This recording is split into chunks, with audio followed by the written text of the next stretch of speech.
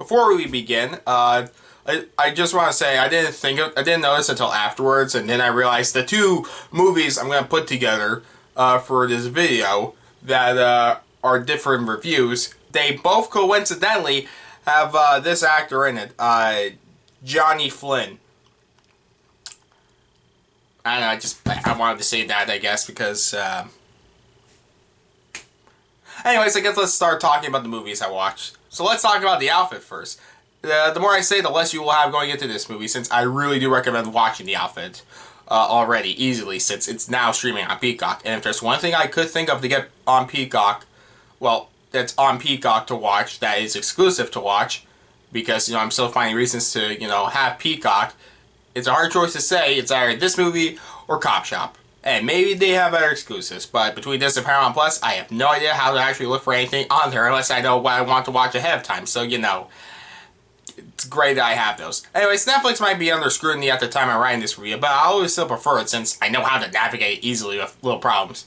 Anyways, The Outfit is a 2022 film that was released in theaters, and despite hearing it was great, I didn't really have a chance to see it in theaters since there was other films at the time I rather wanted to see, blah blah blah, excuse. So now it's on Peacock, so I did finally watch it. The movie is written by Jonathan McLean and Graham Moore, with Graham Moore in his directorial debut, and it is definitely a good film debut where I'll say if I didn't know this was someone's first time directing and then told afterward, I would believe you, but it shows this person has talent and I want to do something like this director did, compared to a thing I said in a different review. Anyways, I say you can tell though since the movie takes place in one location, almost like this could be a stage play. I would love to see this get popular enough that one day this becomes a stage play, almost like The Fly. I hope The Fly becomes a stage play one day, but that's a different conversation. But I should probably judge the movie as is, so, you know, with all that said, what is the movie about? Well, the movie is about, it's a mob film set in 1956 Chicago at one cutter's tailor shop, Leonard Burling, played by Mark Rylance. He is a cutter who fixes up outfits for the people of his neighborhood and is an expert in his craft. So much so that his assistant Mabel, played by Zoe Deutch, wonders why he stays in this crummy neighborhood in Chicago since it's also infested with the mob. The shop is a stash house for the mob's dirty money, and Larry doesn't have a problem with it, but things get worse one night when suddenly the mob boss's son Richie, played by Dylan O'Brien, and Chief Enforcer Francis, played by Johnny Flynn, come to his shop when Richie gets shot, and this was their only location to hide out. So they actually forced Leonard to help them out as their mission to retrieve a certain briefcase, which saying what's inside is honestly going to spoil so much. And no, it's not the Pulp Fiction briefcase where you never find out what's inside. You do find out not long afterwards, but the twists and turns coming out from learning what's inside leads to an expertly crafted film. Yeah, pun intended. I don't care. It's the right word to use. Yes, this movie is a clear masterpiece in terms of execution where it might seem predictable and one or two things might not work, but literally everything else does, and it becomes a marvel for filmmakers. I love so much about it, and I'm going to say it with a little, if not no spoilers at all. I love to use it one location where you only ever see inside the tailor shop with maybe a few establishing shots outside. And it's not edited to seem like one never-ending shot, which leads to great cinematography and editing where they make this situation feel as tense as possible since Leonard clearly just wants to live in peace. But he must survive a night stuck with a couple of mob members whether he likes it or not. And the masterclass performance of Mark Rylance really makes you feel bad for this guy, but also invested so you want to see him, you know, live. The whole cast is great. Zoe Deutch, Dylan O'Brien, Johnny Flynn, and those are the only actors I mentioned already since there are other people who joined the film later on, but everyone plays their part nearly perfectly. If there was any gripe I had with the film, it's that it does have moments where it does feel like a stage play since there are monologues a few times that go on for way too long that making it feels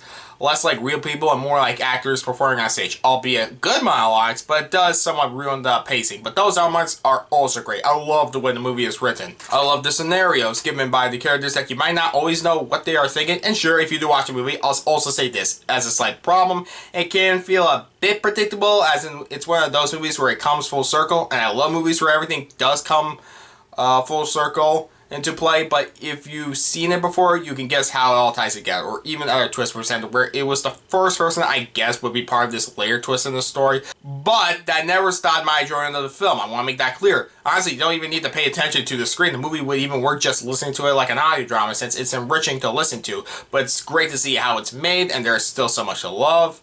about it. I mean, I love it, but I think I said enough. I want to say more, but if you haven't seen the movie, please watch it. The only thing else I can think of saying is it might not be one of the best films of the year to some. I'll wait to see for me myself if that does become one of my top 10 at the end of the year. But for me, it's what makes a good movie, and that's great for me. So, that's what I have to say.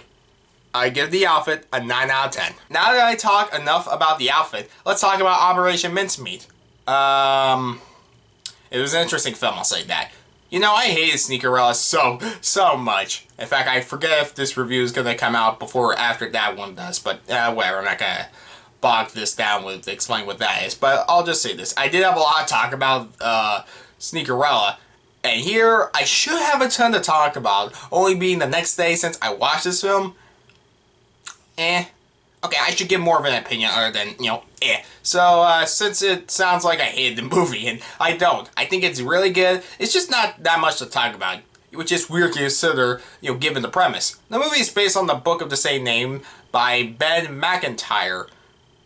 It sounds like a fake name. I don't know why. Anyways, yeah, and the real-life plan as well, with the screenplay by Michelle Ashford and directed by John Madden, the director of Shakespeare in Love, and other things. Anyways, where was I? The movie is a British Netflix war drama that was technically released at the 2021 British Film Festival in Australia, but it was released to the public in 2022 on Netflix, at least in North America, as far as I know. And, looking up more would require more research, and I'm lazy, apparently. So with all that said, what's the movie about? It's based on the true story about how during World War II, two members of the 20 Committee, Ewan Montague, played by Colin Firth, and Charles Comondelli, played by Matthew McFadden, teamed up to lead an operation where they use a dead body and give it a persona so it contains fake documents that once washed ashore will be found by high officials in Nazi Germany and trick them into thinking the Allies will invade Greece when they really plan to invade Sicily. We are given 6 months to meet the people behind the operation, such as Jean Leslie, played by Kelly MacDonald, Heather Legend, played by Penelope Wilton, John Godfrey, played by Jason Isaacs, but most importantly, for the sake of marketing, Ian Fleming, played by Johnny Flynn, which, if you didn't know, was the guy who wrote the James Bond books, which got adapted into the most famous spy movie franchise of all time, without doubt.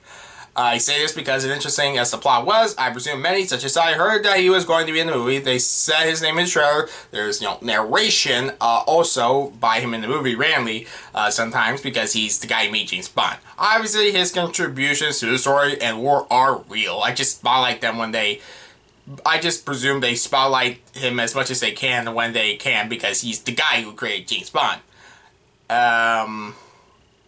I mean, granted, it's not, annoying or anything. Like, they always say something once, like, he calls, like, one of the guys M and then explains, where he, got the idea to call someone M from. But, nothing like, he orders a drink at a bar and he's like, actually, I prefer my drink shaken, not stir. Like, I would have been like, you know what I mean? But whatever, okay, so now that I got that out of the way, what about the actual movie? I think it's a great film, where in general it's a great movie, but definitely not one of my favorites. I don't know how to say this without sounding rude, so I'll just say it. It leaves a little impact. It's interesting to learn the story, of course. I didn't know about it, and it's a great story, where the time and effort it took to use, of course, to pull off this ludicrous plan that I didn't even know was something done prior. I thought for the trailer they actually found the body of a real informant and switched the locations. But it is fascinating to see these people come together for a huge risk that if one thing goes wrong, everything goes wrong. But the people at the center aren't going to grab you. The story was working at first, where it's fast-paced, but you get a decent idea who these people are. It is a great cast and nothing, Oscar-worthy. Not to say in general, these people can't be Oscar-worthy actors. I meant in this movie. But the movie, the more it goes on, the more it loses me. There was a point in the story I thought the movie was over, and despite a large cast of characters, I was able to remember who was who. But after that point, 3 other people show up I forgot were in the movie earlier since they were mentioned. One story I didn't think they had enough significance, which for one character's case, I think that's what they were going for, but I forgot who he was, so I don't know how to feel, honestly. My biggest problem with this movie is the stupid love triangle with the leads, which was based on speculation, not set in stone if this really happened or not, and honestly, every time this was on screen, it bothered me. It went nowhere, and I was getting bored. I'm tired of fact-based stories using love triangles for the sake of drama when the real story is enough. Yes, this happens more often than you think. The characters are alright though, and it is great, and the movie is great because of the cinematography and good scenes that are well written and kept me invested. It's just not much I can talk about without having, you see it yourself, that because just trying to say what I saw could just be me paraphrasing what would spoil the film. And besides, this is just, it's another war movie. You've seen this before. You know what you're gonna get. That doesn't make it bad, it's just, you're familiar with it, so it's not like, wow, as much as it should be. But yes, again, the acting is great. The story is intriguing. Not perfect and not one of the best movies I've ever seen, or nothing hugely wrong. It just felt also long and somewhat monotonous in particular scenes. But I am glad I watched it, and I do recommend the film. It's really good. A solid film, did as planned. I give Operation Mincemeat a 7.5 out of 10.